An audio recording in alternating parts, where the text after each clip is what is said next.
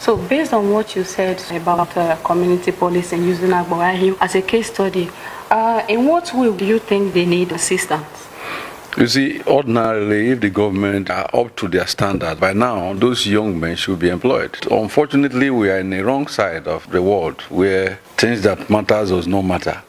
And so, but looking at it, we've seen that everything in life has now been thrown to us, because if the security of our lives is not care, you see many people are dying anyway, they don't care. So we ourselves should not be too foolish to sleep and let our lives be there, like animals. Anytime anybody likes, it snuffs it off.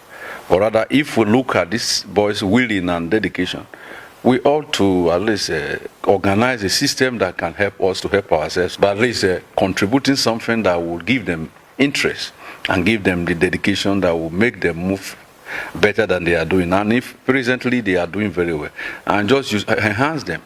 And this thing can be very easy if maybe monthly everybody can throw just 1,000 there. With the population around and the number of persons around, if all workers can just throw 1,000 for their security, and we know that the security is perfectly more available from these people, and then at least they will be happy. And then you see, if we do that, I believe that their dedication will be higher. Presently, they are doing very well. And if we now pep them, they won't get despised of doing something that nobody appreciates. But once we, do this, I believe that it will push them to do great things in this land.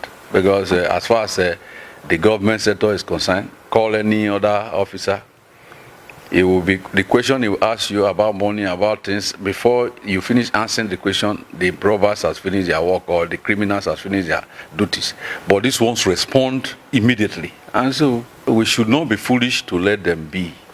We should see what we can do to help them, help us. Would you recommend any form of training for them? If we have dedicated officers from this area who know the real ethics that will help them in security, that will not make them divert from what the security is. Because as far as the present conventional security, the government security, their training has not helped us. Because if their training has, we could have a normal policing without any call for additional or any call for the local policing. So that is what I feel. In my own opinion, I might not be perfect in my opinion. Others have their idea, but looking at the antecedents of policing around us, you see that these people have really helped us greatly. Do you think it's a good idea to equip these people with sophisticated firearms? I advocate for that, because the problem of people is fear. That is the major problem of people. It seems the police who are trained to serve are too much afraid. Okay. So when you are afraid of something, you don't operate. And that is what has really caused our security to dampen. But if these people who have the boldness and fearless attitude to go for the result of, helping us, we should do anything to help them. That is it. Any equipment that will make them override the wicked forces should be given to them. Because what I pray that if majorly the police can be a partner, because the problem we have in Nigeria is that you don't trust anybody, and so you cannot give them now some higher sophisticated weapons. Why the police will frown at it, and they can even create more problem to them.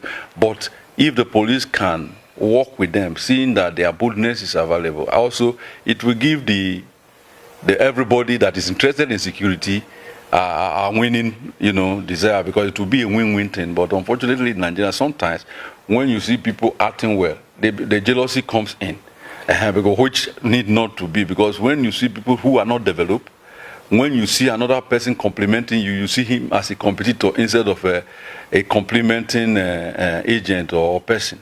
So that is where we have some problem. So, but I pray everybody to see these people as a great leverage in security field, so that we can really have peace. Because when we talk about security, is that you have peace. You can go to your area peacefully, you can trade and go and come back with your desire. Presently, now many people are afraid to be rich, and are afraid to be poor. So when you are rich, you are highly afraid.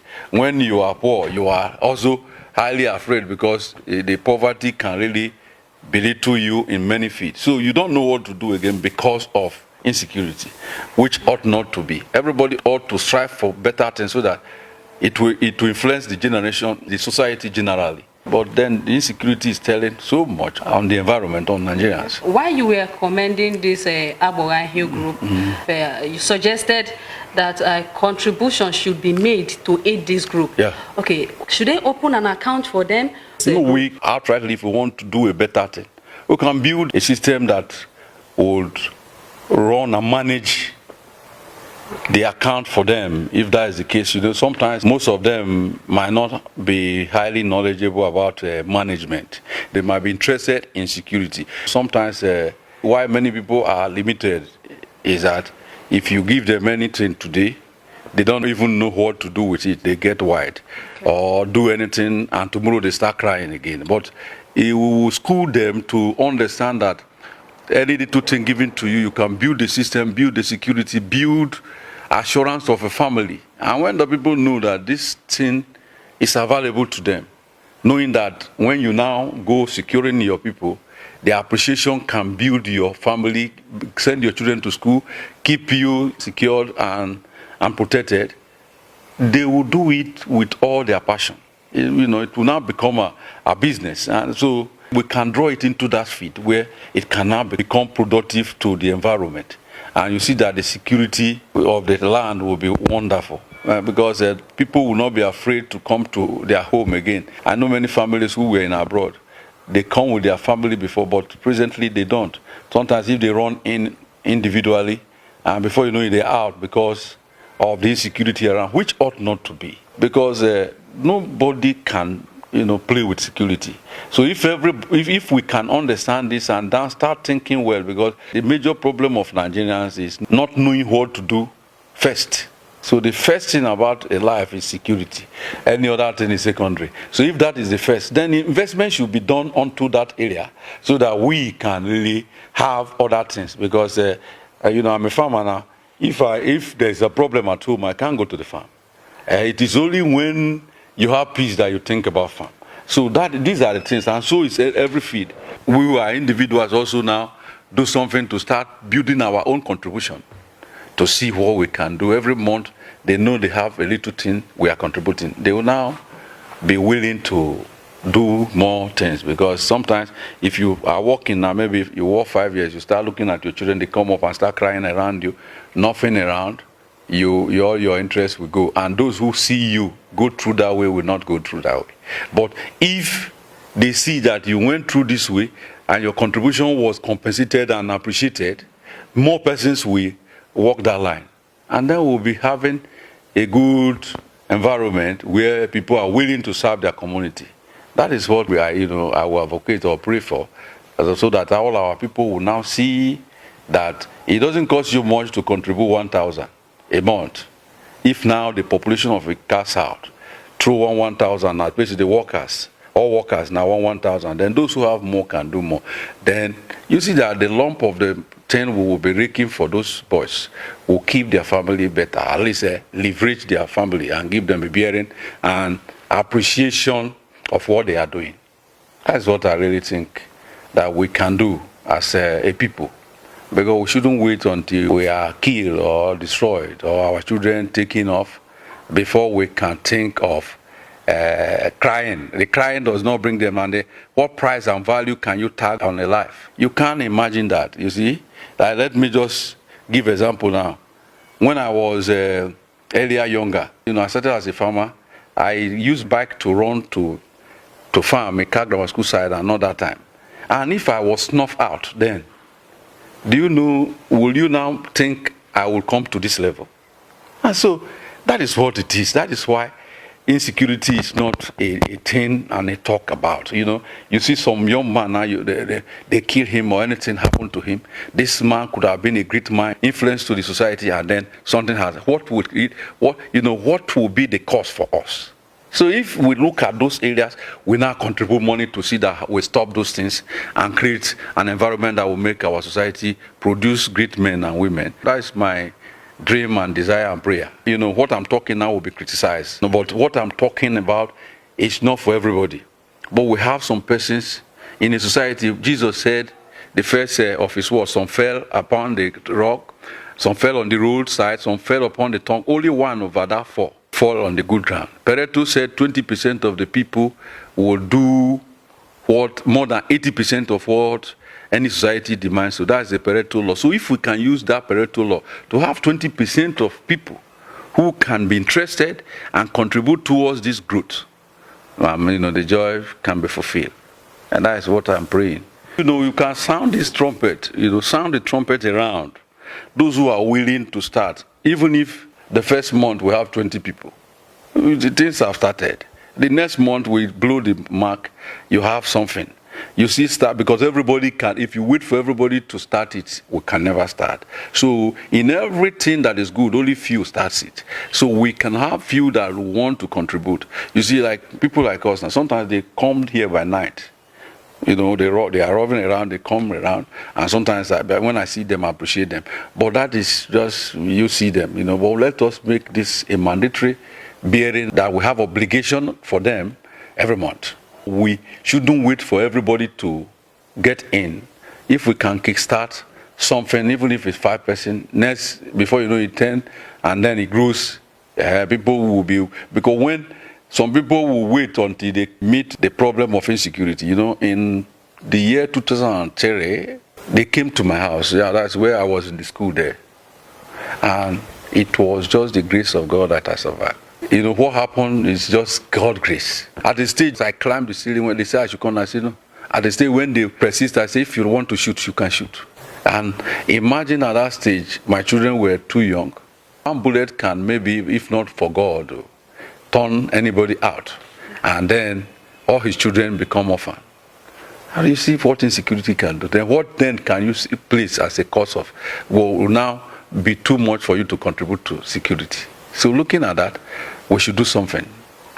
And then start with any number that are willing to see the good of these people and start something. Maybe some people will see it later, because everybody does not see perceive things at the same time. Sharing their number around publicly, because they are now the police we have now. And the only way you can call them to respond is having a number around. At least if every street have their number, it will give us a better, ground. Like I said, this one is Agbo Ahim session now. But I would, security is not just fighting the crime. It's building a system that doesn't allow it. Presently, I don't know why anybody should allow anyone that is not willing to educate his children to come into his community. If you must come to this environment, make sure you go to school. And even if you are from that area, let the government put a situation where any child is not allowed to stay at home because you are grooming a potential criminal. And you see him or you say, no, it doesn't concern me, they are not my children. Tomorrow when they become wide, you will not sleep, they will concern you. That is what we need, the society we need to build, where all the children are engaged, and so crime will have no meaning to them. Because until you build in mind of the person that you can do far greater than going to crime, or that you become a big man without the crime. And the person see his potency by your training the child. He won't think about crime because you tell him where the criminals end. Because most of the criminals that were in our time, when we were young, when we just finished school around the 80s, I didn't see them, I didn't see what they have achieved, I didn't see anything around them. So why would anybody go that way? Then you now show them, those who gradually grow and build their wealth, that you can succeed though. Like my life, now anybody see my life knows that I can succeed. So if I can succeed, you can. So you use those people that did it gradually, building wealth one day at a time. And then you use them to teach these children so that they see, so that they don't get out into the white side where they think they can make the money one day. The money cannot be made. The time you use to survey a crime space, if you dedicate it upon good things with God supporting you, you see that you achieve greater things. But unfortunately, they are not guided. And so when you don't give them education, a good education that gives them a great standing to really have assurance of tomorrow, you are partly building the criminal source. And then later you start fighting what you build. So let the government, let the people, let every family be interested. Let us stop this abuse of children, so that we can build children that can become useful, and then crime will have no meaning here. So anybody coming in will tell him, if you must come, you must train your children. Don't bring children that will be nuisance to us. If the state work on that, you can't pack people. Because when I see some cattle raiders, babies not going to school, I say, oh, these people are fighting crime. They have not started. You are breeding them. You are saying you are fighting. You are just breeding them. So until you work on the babies, you will not stop fighting tomorrow. And it's dangerous to wait till they kill some people before you start fighting. Why not make them useful so that they become productive? That is the error of the government. And that is why crimes, I see government that they are not ready at all. Because the way the society is being built is a breeding ground for crime or criminals. So that is where we should go as we work on this one, so that we can be able to do a holistic approach to security. And I tell you that if Nigerians could go to the children and attend to them now, the children will become great potentials for greatness. We have many talented people in the midst of those illiterates who might be great footballers and many other musicians and many things, but yet they are dead in crime because you didn't develop their mind to understand their potency. And then they have now gone to become nuisance to the society. That is our pain. That is what we need to really work on. If our parents have failed, let us try and start something from here. Thank you so much. Thank you very much for your time. I appreciate you people. Hey everybody, keep watching PMTV. I'm giving a shout out to PMTV, People's Mind. Yo guys, it's Emeka from Amsterdam, Holland. Go and check PMTV. Hey guys, keep watching PMTV. Nigerians, wherever you are, whether you're in Enugu, Lagos, Abuja, keep on watching People's Mind Television, PMTV.